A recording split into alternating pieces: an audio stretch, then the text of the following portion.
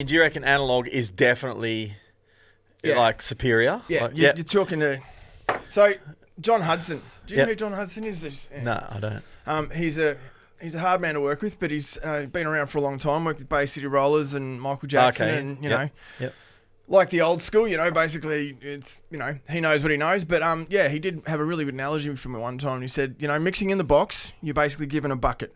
Yep. And every instrument you put in starts filling up the bucket. Yep. The difference between analog and digital Yep. is every time you put something in the bucket with analog, the bucket starts getting bigger. So the idea is that you've got more headroom anyway. Yeah. I mean, obviously you're going to still fill the bucket. Yep. But if you're going to mix in the box, and this is the thing that I find, because I'm really lucky. I was talking to you before. I've got the SSL Sigma now, which I do most of my mixing on, because the convenience of in the box is amazing. Yep.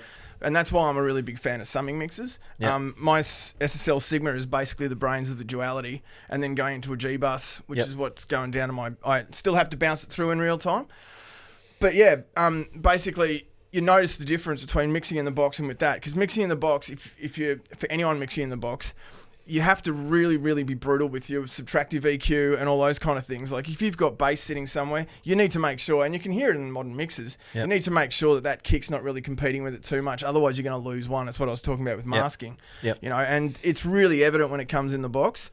But even working on the Sigma, I've got so much more headroom and get to push it and get to smash the bottom end of everything. I go down to 20 hertz, and in the box you still need, like, because the size of the waveforms and what you're dealing with down there, you really should be going 50 to 70 on your roll up. Yeah, right.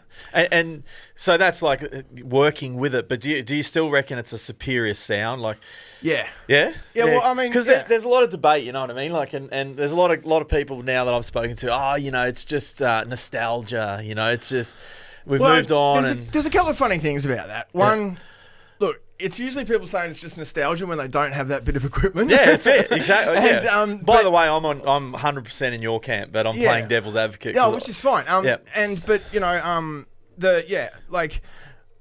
Plug-in emulations have gotten really good these days. Yep. This is when the gap is the least. Yep. But mixing in the box is still exactly that analogy that I just said, though. You've only got a limited amount of frequency, and there is better headroom mixing with analog, and you get more punch. And that's the reason why I'm still a fan of mixing on this. I mean, I dropped, 10 grand on just the summing mixer. It was probably the most expensive summing mix you can buy. But if it gives me the SSL sound, and it does, it makes mixing feel so much more effortless because you're doing that. And mixing on an SSL, I mean, ironically, I don't mix on the duality anymore, but that's just because of workflow. For how long? How long's it been? Like, been a good 4 years. Really? 5 years. Yeah, just because budgets, man. Budgets have just gone out the window, haven't they? Yeah. But if you had unlimited budget, you still reckon you'd absolutely mix on that, like, without a doubt? Yeah. Well, actually, I don't know. To be honest, one, I'm so used to my current workflow. Yep. It just is so good. Look, you can't argue with the in-the-box workflow. Yep. Like, that's the thing. Yep. Like, being able to pull up a session that is exactly the same as the way you left it is the thing. Yep. And also, obviously being able to pull up that session, then change the session and go to something else, which is then exactly the same as the way you left it, is just unbeatable. Yep. And that's what I've got with the Sigma, thankfully, as long as I don't mess with the settings, but I do a sort of CLA thing, and, he has one bit of gear that's the same settings all the way through and knows what it is. Yep. Same with the Sigma. I kind of leave my settings the way it is and then just use digital channel strips like UAD channel strips and stuff, the SSL stuff, to mix with that. But then also, way more. I've also got way more plugins, and then I'll use 3 or 4 compressors on any given channel, depending on what it is. Yeah. But yeah, like the workflow is just amazing. And look, ironically, I've got the microphones at Heliport. The idea though, I've also got my room fully calibrated now, and so I can literally push up a fader and go, that sounds all right, and send it to the client and know it sounds all right. Even still with Heliport in that room,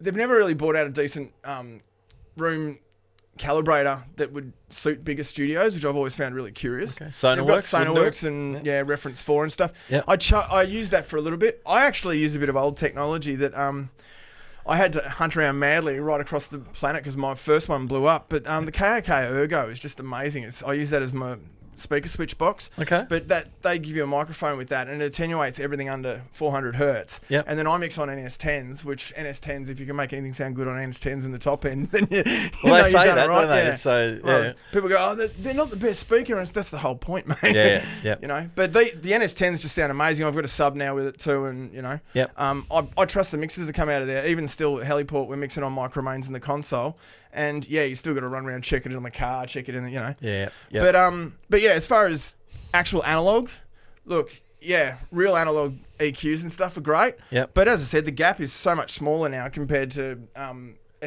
compared with UAD and stuff. Yep. Their versions, I'm a big advocate for UAD. We should get a Okay. sponsorship. But yeah, like, because I use the SSL summing mixer, so I've got analog, I've got the sound of SSL, and then Yep. UAD channel strips of the SSL E channel, mate. And honestly, You I don't- probably would say that workflow. I don't know if I would go back to the console Yeah, and the right. analog and stuff like that. Oh, it's a sad day when someone who's been using an SSL for so long yeah. actually says it. They You know, don't need it especially anymore. consider, you know, the Duality, bought in 2008, Yep. serial number 121. And yeah, that's been my baby for 10 years. I love that thing. Yeah. It'll be